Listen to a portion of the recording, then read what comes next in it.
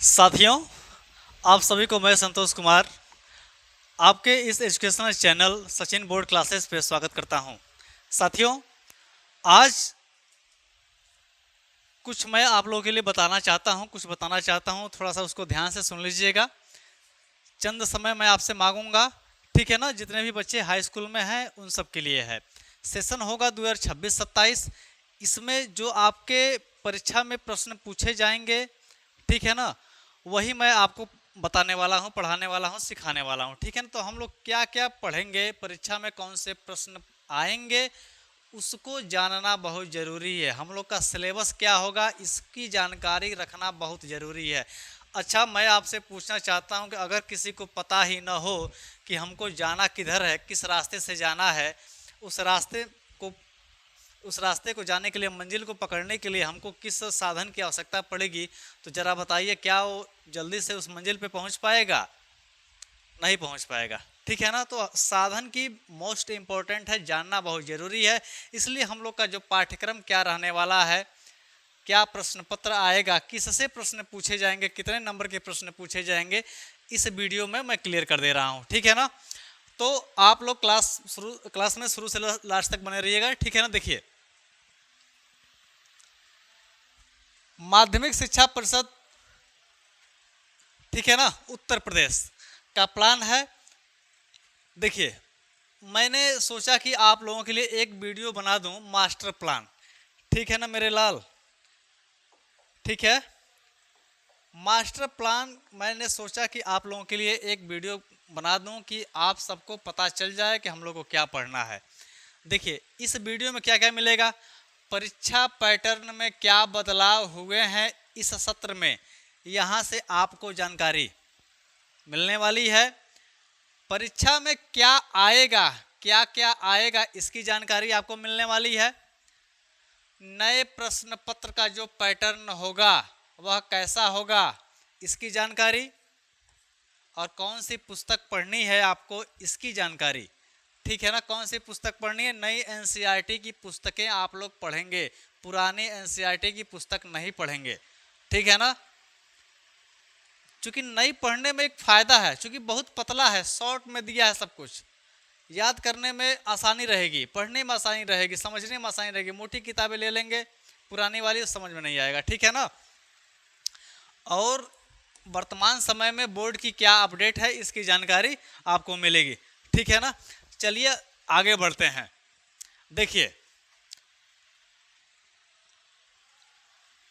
विषय हम लोग का होगा हिंदी, प्रारंभिक हिंदी, ठीक है ना मेरे बाबू।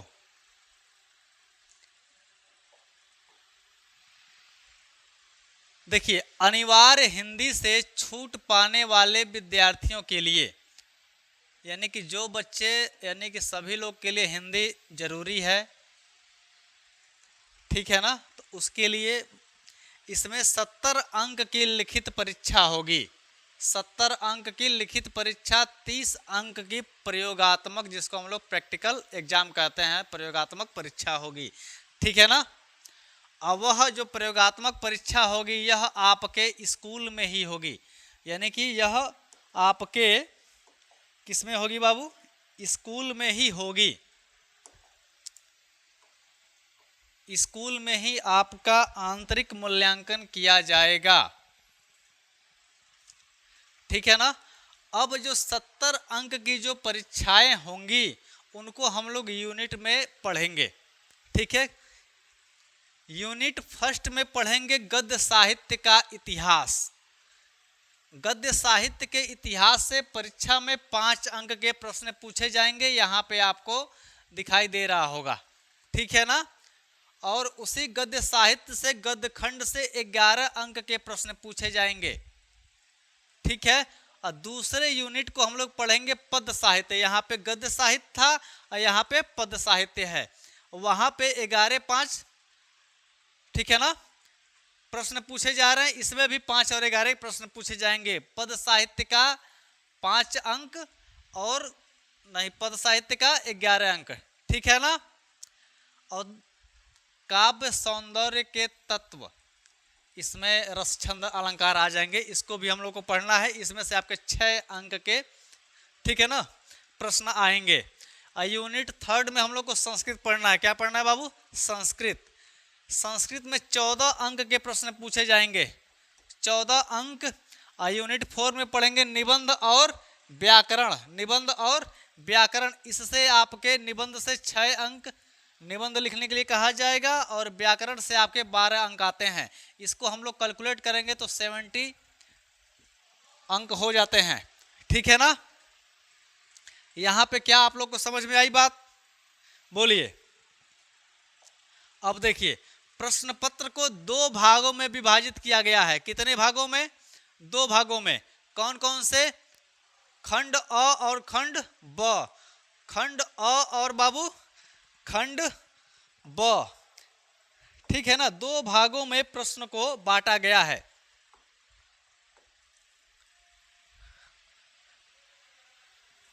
ठीक है, अब देखिए, अब हम लोग जानेंगे कि क्या पढ़ना है। और जब मैं आपको पढ़ाना स्टार्ट करूंगा इस चैनल पर, तो मैं वही पढ़ाऊंगा जो परीक्षा में आएगा। आप लोग मेरा एक वीडियो देखोगे, अगर वह टॉपिक, जिस टॉपिक पे मैं क्लास ले रहा हूं, 1 नंबर का ही रहेगा, मैं वही बताऊंगा और वहीं से आएंगे। एकदम बिल्कुल क्लियर है।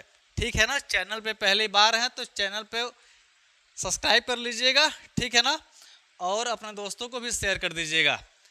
ठीक है ना, यानी कि लाइक शेयर कमेंट तो चलता रहेगा। ठीक है ना, इसको भूलना नहीं है आप लोगों को। देखिए, प्रश्न पत्र जो है 2 भागों में विभाजित होंगे, खंड अ और खंड ब। अब देखिए, पहला खंड अ को हम लोग समझ लेते हैं। पहला प्रश्न कैसे पूछा जाएगा? पहला प्रश्न मैंने बताया था कि आपको हिंदी गद्य साहित्य का गद्य साहित्य पढ़ना है, वहां से प्रश्न आएंगे। तो हिंदी गद्य के विकास का संक्षिप्त परिचय में कौन कौन से युग पढ़ने हैं? आपको सिर्फ 2 युग पढ़ने हैं, शुक्ल युग और शुक्लोत्तर युग। क्लियर? ठीक है ना, सिर्फ 2 ही युग पढ़ना है मेरे लाल, शुक्ल युग और शुक्लोत्तर युग। यहां से आपके प्रश्न बनेंगे 5 नंबर के। देखिए, 5 नंबर के प्रश्न बनेंगे। दूसरा जो है, दूसरा हिंदी पद्य के विकास का संक्षिप्त परिचय। इसमें भी आपको रीतिकाल पढ़ना है और आधुनिक काल। रीतिकाल और आधुनिक काल पढ़ना, सिर्फ 2 ही काल पढ़ना है। यानी कि आदिकाल भक्ति काल नहीं पढ़ना है, सिर्फ रीतिकाल और आधुनिक काल ही पढ़ना है। और आधुनिक काल में सभी लोग जानते हैं शुक्ल युग आता है, शुक्लोत्तर युग आता है। ठीक है, यहां से भी आपके 5 नंबर के प्रश्न आएंगे। यही टॉपिक है, हम लोग को यही पढ़ना ही है, इससे बाहर कुछ नहीं पढ़ना है। देख लीजिए, तीसरा जो प्रश्न पूछा जाएगा वो हिंदी व्याकरण से पूछा जाएगा। किससे? हिंदी व्याकरण से। अब व्याकरण में क्या पढ़ना है? देखिए, समास। समास में सिर्फ 2 ही समास, बहुब्रीहि समास और कर्मधारय समास। देखिए, यहाँ पे बहुब्रीहि है और कर्मधारय है। ठीक है ना, यहां से आपके 1 नंबर के प्रश्न पूछे जाएंगे। या तो बहुब्रीहि समास पूछा जाएगा या फिर कर्मधारय समास पूछा जाएगा 1 नंबर के। ठीक है ना, तो ऐसा नहीं है कि इस चैनल पे आपको 1 नंबर का ये टॉपिक है तो नहीं पढ़ाया जाएगा, इसको बताया जाएगा। हर 1 नंबर, एक नंबर बताया जाएगा। ठीक है ना, और पूछा जाएगा आपसे पर्यायवाची शब्द।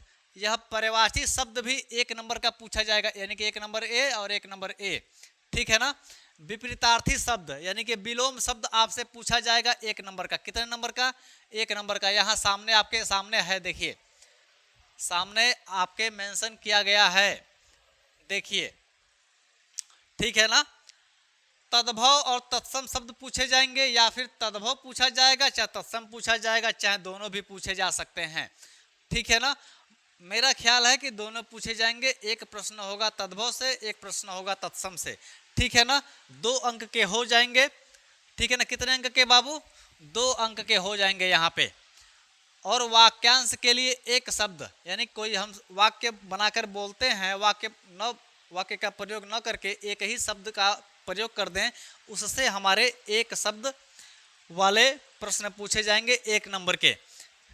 ठीक है, 1 नंबर के। अब देखिए, सर्वनाम पढ़ना है संस्कृत में। संस्कृत में सर्वनाम तद और युष्मद ही पढ़ने हैं। 1 नंबर के यहाँ से आपके आ जाएंगे प्रश्न। वाक्य का स्वरूप पढ़ना है, वाक्य के स्वरूप कैसे होते हैं, ठीक है ना, यानी कि संयुक्त वाक्य, सरल वाक्य, मिश्र वाक्य और संयुक्त वाक्य कितने प्रकार के होते हैं, इसमें यहाँ से आपके 1 नंबर के प्रश्न आएंगे, इसको भी बताया जाएगा, ठीक है ना। वाच्य प्रयोग यानी कर्तृवाच्य, भाववाच्य और कर्मवाच्य, यहाँ से आपके 1 नंबर के प्रश्न आएंगे, इसको भी बताया जाएगा। मैं बता रहा हूँ, चैनल को सब्सक्राइब कर लीजिए, बहुत ही फायदा होने वाला है, ठीक है ना। देखिए हिंदी में अगर 100 है, समझिएगा मैं क्या बोल रहा हूँ, हिंदी में अगर 100 नंबर का आपका जो है पेपर हो रहा है, तो इसमें आपके 70 नंबर जो होंगे वह लिखित होंगे, बोलिए, और 70 नंबर में आपके 20 नंबर होंगे PYQ, यानी कि बहुविकल्पी प्रश्न पूछे जाएंगे 20 नंबर के, और 50 नंबर के वस्तुनिष्ठ प्रश्न होंगे, ठीक है ना। तो यानी कि हम 20 को और 50 को ऐड करते हैं तो हो जाएगा 70, यानी कि यही अंक हमको मिल रहा है। तो यानी हम कह सकते हैं कि इसमें किसी बच्चे का 2-3 नंबर कम हो सकता है। अगर पूरा हम कह लें तो हमारे क्लास से आपको 90+ अगर लाना है, अब अगर क्लास कर रहे हो तो आएगा ही आएगा, एकदम मैं दावे के साथ कह रहा हूं कि मेरी क्लास अटेंड करोगे तो 90+ स्कोर आप लोग करोगे हिंदी में, ठीक है ना, हिंदी सब्जेक्ट, क्योंकि मैं सिर्फ आपको हिंदी ही बताऊंगा, ठीक है।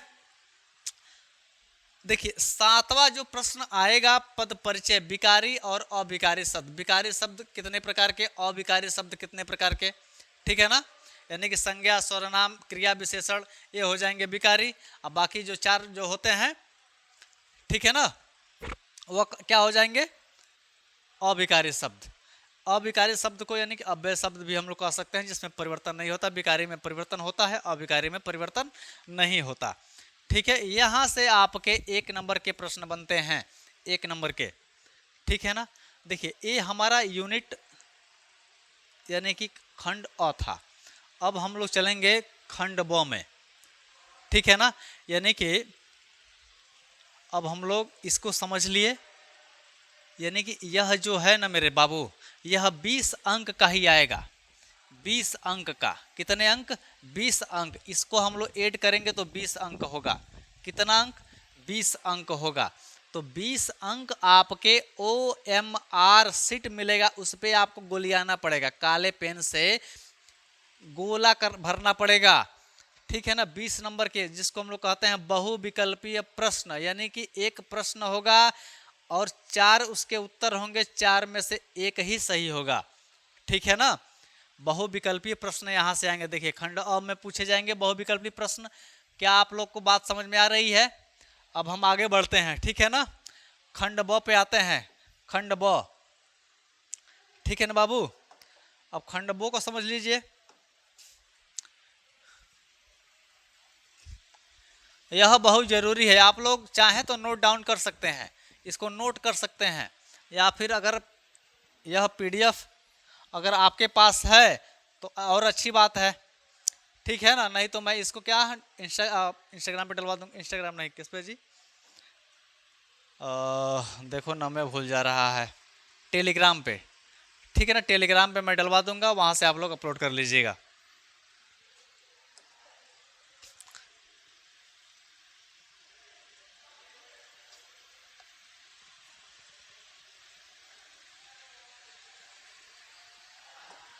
खंड ब, इसमें आपको लिखने के लिए आएंगे, लिखने के लिए वर्णात्मक प्रश्न यानी लिखित परीक्षा होगा 50 अंक के। कितने?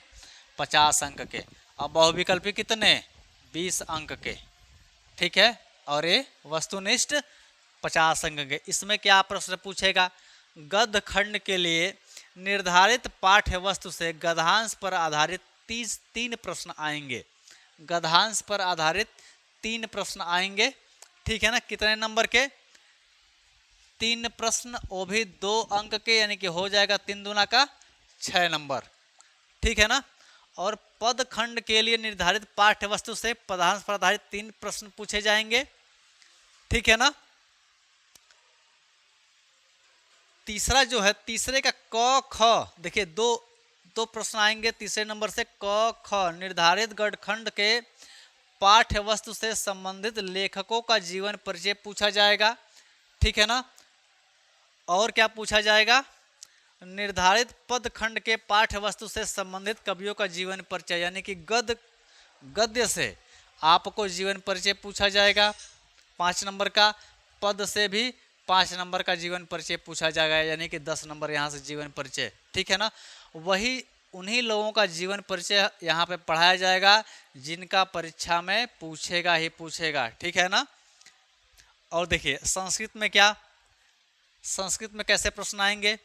संस्कृत पदांश का संदर्भ सहित हिंदी में अनुवाद, यानी कि व्याख्या करने के लिए आ जाएगा। ये भी आपके 5 नंबर के हो जाते हैं, ठीक है ना। सबका मेंशन नंबर आगे किया गया है, वहां पे ध्यान दीजिएगा, ठीक है ना। जरूरत पड़े तो कॉपी पेन ले लीजिएगा, नोट डाउन कर लीजिएगा, ठीक है ना। इसमें भी 4 नंबर में क और ख हुआ दिया है, यानी कि संस्कृत का गद्यांश का भी आएगा और संस्कृत पदांश का संदर्भ सहित हिंदी में अनुवाद, यानी कि गद्यांश और पदांश दोनों प्रकार के संस्कृत के आएंगे अनुवाद करने के लिए, व्याख्या करने के लिए, ठीक है ना। 5 नंबर यहाँ से, 5 नंबर यहाँ से, ठीक है ना। यानी कि जीवन परिचय दोनों गद्य और पद में से, और गद्य पद का संस्कृत वहाँ से भी 10 नंबर की व्याख्या आपसे पूछी जाएंगी, ठीक है ना। वही व्याख्या हम पढ़ाएंगे मेरे बिलाल कि जो परीक्षा में आएंगे, ठीक है ना। देखिए और क्या पढ़ना है आपको, किस कहाँ से प्रश्न आएगा। संस्कृत खंड के पाठ्य वस्तु पर आधारित प्रश्नों से किन्हीं 2 प्रश्नों का संस्कृत में उत्तर, यानी कि प्रश्न उत्तर, जिसको हम लोग कहते हैं क्वेश्चन आंसर, यानी कि जो आपके पाठ्य में जो कहानियाँ वगैरह कविताएं वगैरह होंगी उन्हीं में से 2 प्रश्न पूछे जाएंगे, ठीक है ना। संस्कृत में ही उसका जवाब देना पड़ेगा, वह भी आपको बताया जाएगा, ठीक है ना।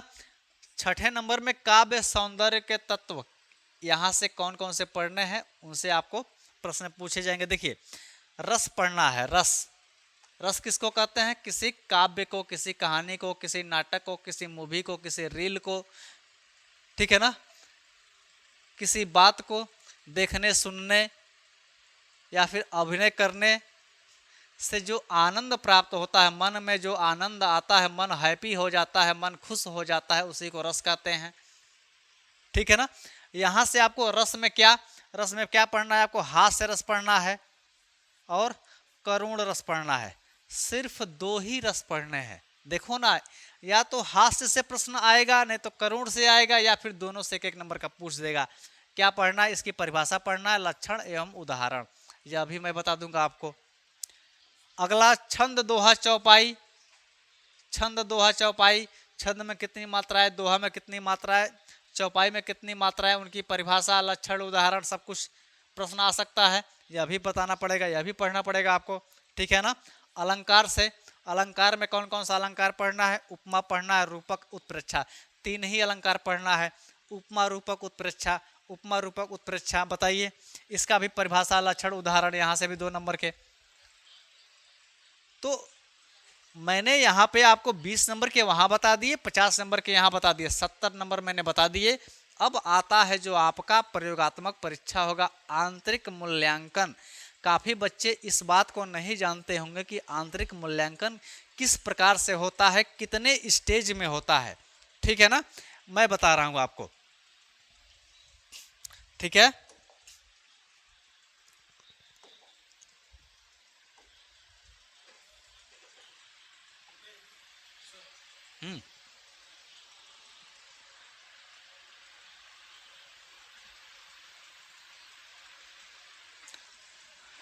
ठीक है ना बाबू।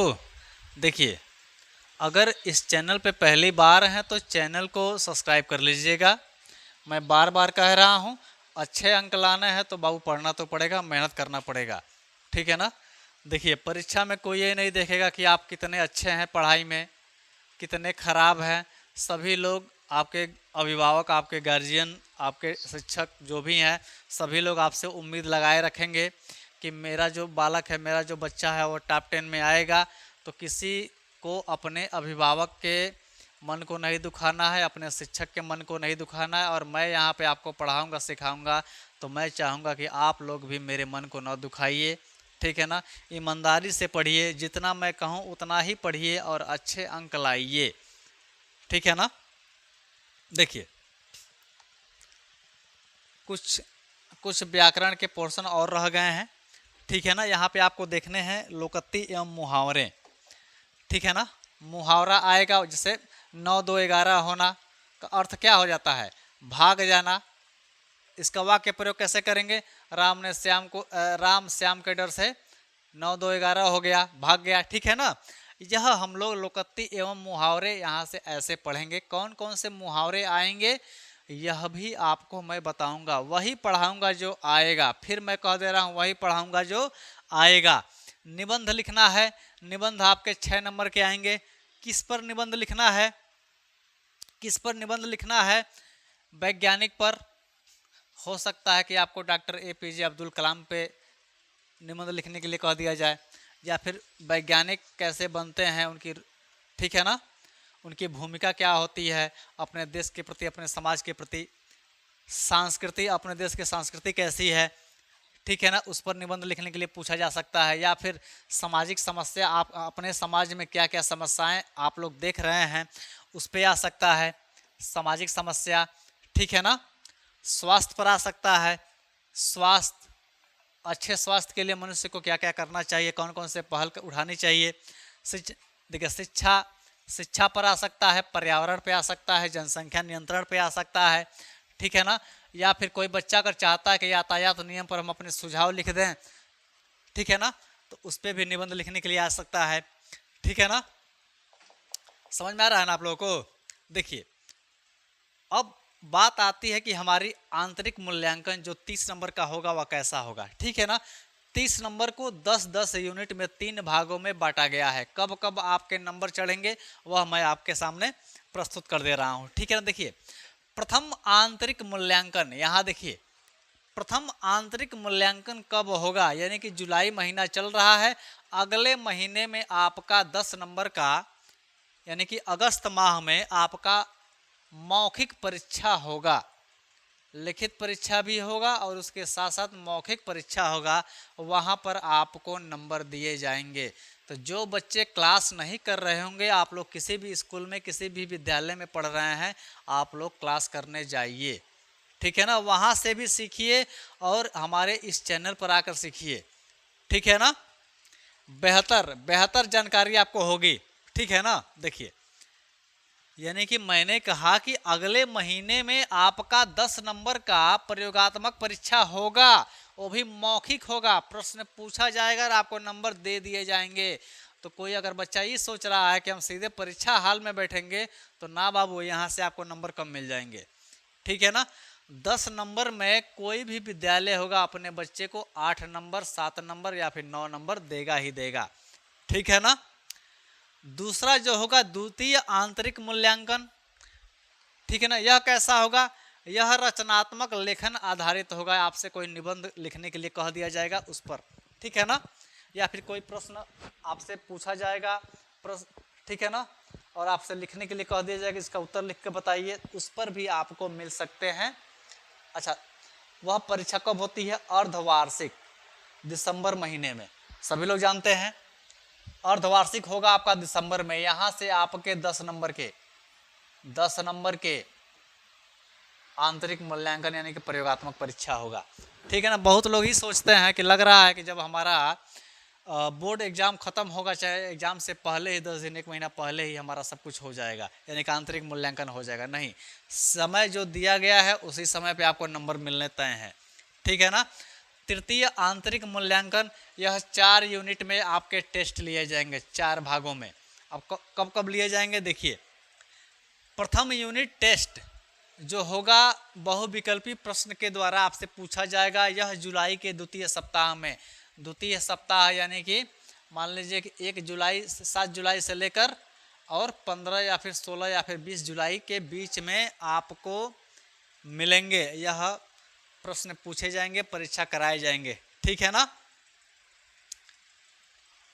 और देखिए क्या होगा उसमें, क्या क्या देखेंगे लोग, जैसे कि जब आम खाने की छुट्टी होती है, समझ रहे हो ना, जैसे कि बहुत गर्मी पड़ता है, गर्मी की नहीं छुट्टी होती है कि आप लोग जाते हो अपने मामा के नानी के वहाँ घूमने के लिए, या फिर छुट्टियों में लोग अलग अलग जगह पे घूमने के लिए जाते हैं गर्मी बिताने के लिए, उसके लिए छुट्टी होती है। और छुट्टी इसलिए होती है कि बहुत गर्म मौसम रहता है, इसलिए कि बच्चे घर पे रहेंगे तो बीमार नहीं पड़ेंगे, ठीक है ना, इसलिए छुट्टी की जाती है विद्यालयों में। तो आपको होमवर्क मिला होगा, क्या मिला होगा, होमवर्क मिला होगा। तो जब होमवर्क की जांच होगी ना, मान लीजिए अभी आप लोग क्लास करने जाएंगे स्कूल में, तो आपके होमवर्क की जांच होगी, तो जो बच्चे होमवर्क नहीं किए होंगे उनका नंबर कम मिलेगा, और जो लोग किए होंगे उनका ज़्यादा मिलेगा, ठीक है ना, समझ रहे हो ना बाबू। यानी कि 10 अंक जो है ग्रीष्मावकाश गृहकार प्लस 10 अंक यूनिट टेस्ट के आपको मिलेंगे। द्वितीय यूनिट टेस्ट होगा अगस्त महीना में 20 अंक, तृतीय यूनिट टेस्ट नवंबर महीना में 20 अंक, चतुर्थ वाला दिसंबर महीना में 20 अंक, ठीक है ना। चारों यूनिट टेस्ट के प्राप्तांकों के योग को 10 अंकों में परिवर्तित किया जाएगा। आपको ये सोच लेगा कि सर जी यहाँ 20, यहाँ 20, यहाँ 20, यहाँ 20, ये तो 80 हो जा रहा है, 80 नंबर तो यही हो जा रहा है। ऐसा नहीं है। अब 80 को हम लोग 10 से डिवाइड करेंगे, 10 यूनिट से, ठीक है ना। 8 नंबर, कौन नंबर, 8 नंबर, और 2 नंबर 1 2, देखो बाबू 100 हो रहा है, 20 अब 20 40 60 80 100, 100 हो जा रहा है, ठीक है ना। तो कितने भाग में, 10 दहा में 100, ठीक है ना। यानी कि एक एक 5 यूनिट है। अब यहाँ से आपको 2-2 नंबर मिल जाएंगे, ठीक है ना। अब देखिए आपको क्या पढ़ना है, आपके किताब में क्या होगा नई एनसीईआरटी बुक में, ठीक है। नई एनसीईआरटी बुक में आपको क्या पढ़ना है यह चीज़ आप देख लीजिए।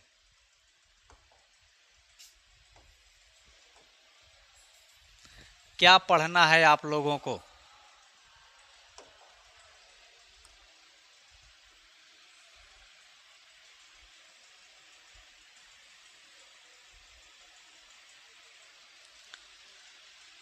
देखिए गद्य में क्या पढ़ना है, पद्य में क्या पढ़ना है।